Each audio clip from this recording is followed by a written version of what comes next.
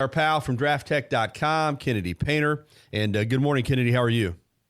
I'm doing awesome. How are you doing? Doing well. Good to have you. We're going to focus on the quarterbacks, and I don't know that if we can mention every one of them that are at the Combine this week, but we're certainly going to mention the key ones and those guys that project high in the NFL draft, and Joe Burrow expected to be the number one pick, but we're going to start with Tua because of the Alabama connection, and all I can say really is so far so good. I mean, I think since he had that terrible hip injury in the Mississippi State game, the medical treatment that he received right after the game, or during the game for that fact, was good. He seems to be on the fast track to having a full recovery. His left hand measured at 10 inches. He came in at 6 feet, 217 pounds. He's going to throw on April the 9th, have his own pro day. He has said he's been cleared to begin football activities on March the 9th. And I'm telling you, I want to get your take, Kennedy, but I don't see any way in the world somebody doesn't grab him in the top five. What are you hearing on Tua? So, Tua is still my top quarterback. I think that, people in the media and scouts and everybody, there's such recency bias when it comes to these things.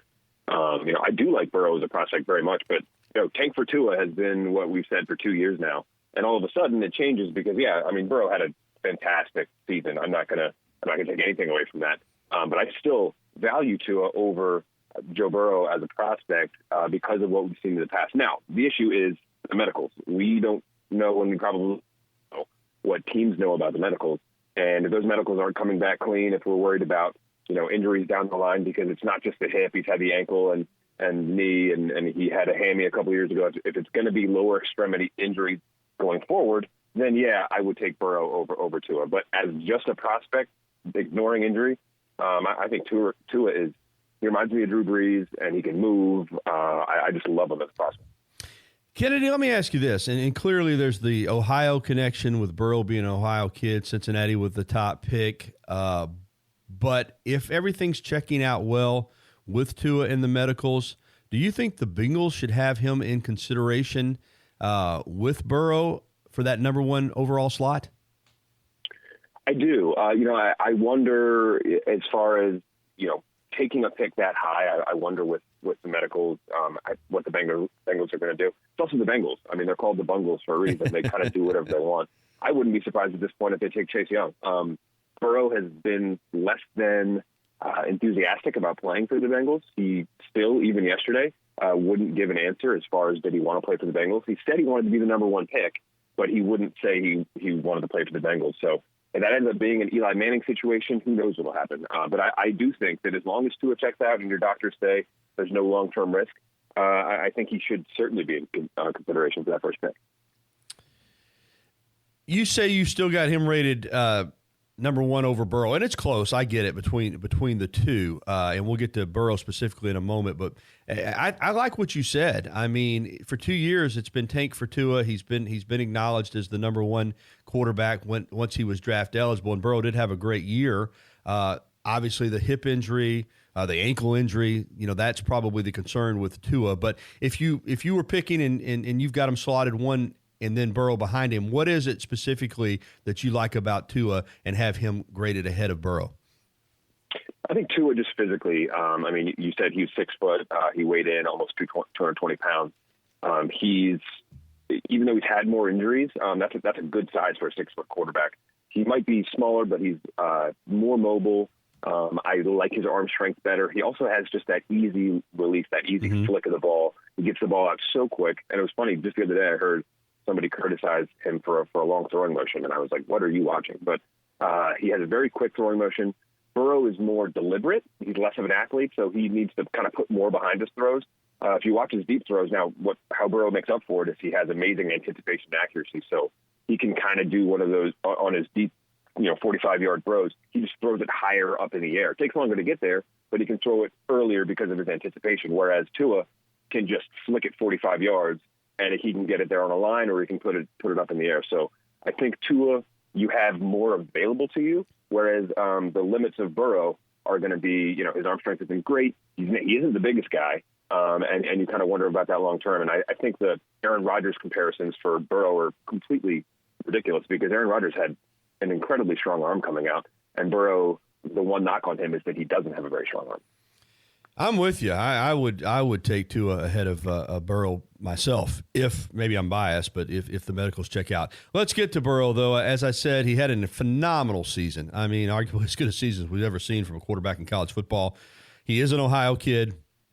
Bengals do have the number one pick. From a PR standpoint, it would be good. When it's all said and done, is that what you expect Cincinnati to hold that spot? They need a quarterback and take Burrow? It still is. I think they're going to take Burrow. The only thing I can see happening is if he does want to do the Eli Manning, John Elway type forced trade, which I'm not ruling out at this point. I also write for the Bengals for DraftTek, and every week I've been, kind of stronger and stronger in my opinion that it's not heading in the right direction for the Bengals. I still think that Burrow's going to end up there, but my confidence in that has decreased since basically the Super Bowl ended. And the championship happened. It's really decreased the chances, I think, of Burrow. It's still at probably 85%, but for something that was such a lock number one pick, for Burrow to still be not wanting to play for the Bengals, I mean, he hasn't come out and said anything positive about the Bengals. It makes me a little weary of really writing that in ink.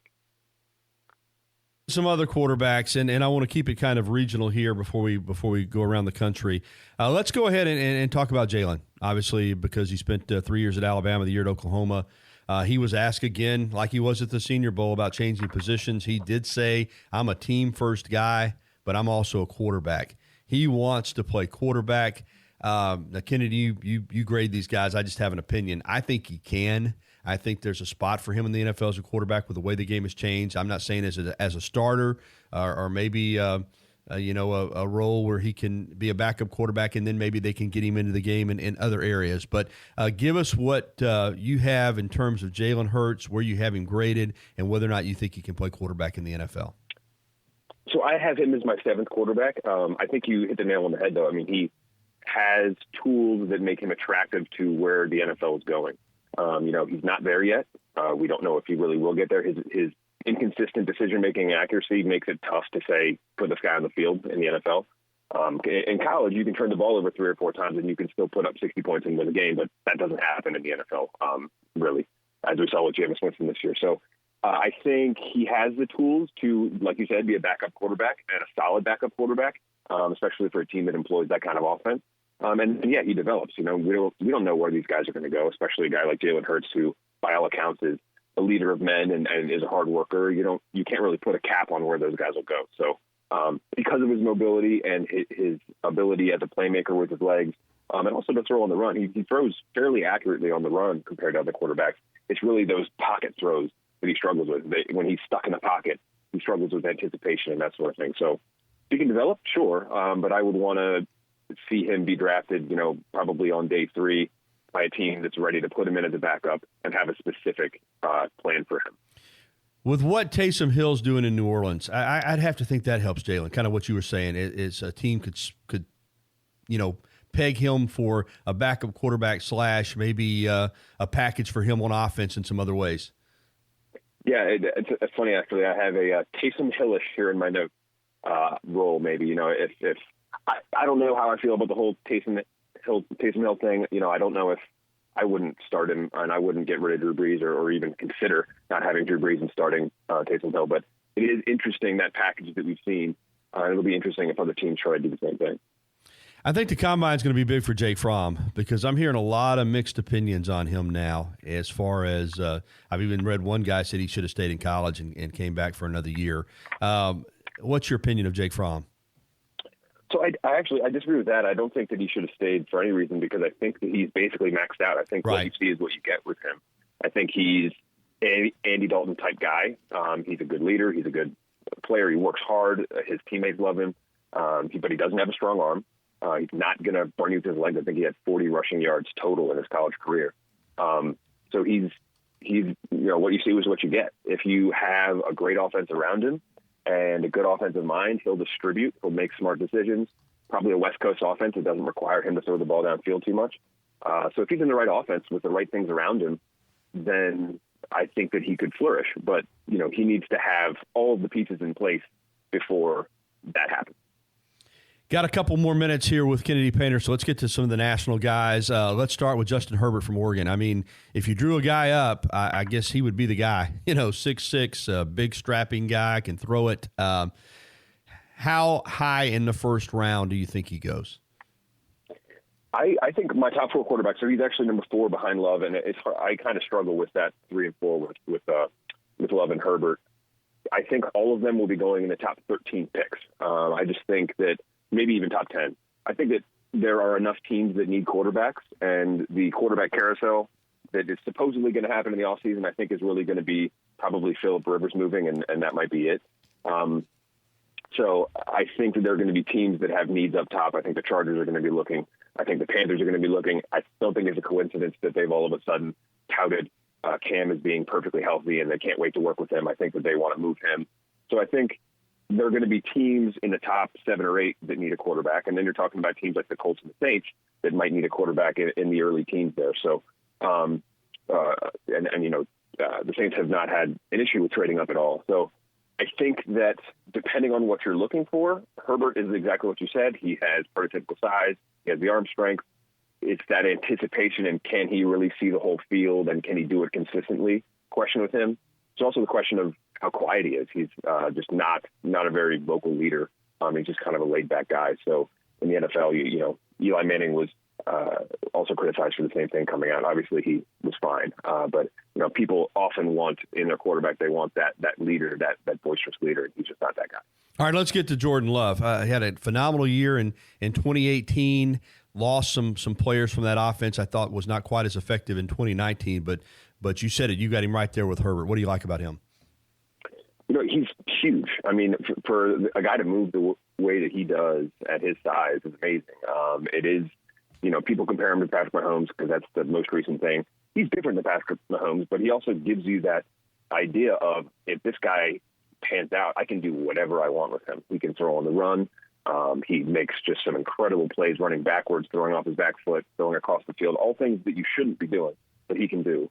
I think with the amount of players and pieces around him that he lost, it was almost natural for him to take a step back. There are a few things that are alarming. He was throwing late on a lot of throws. He doesn't throw very well with anticipation. He waits until guys are open before throwing the ball.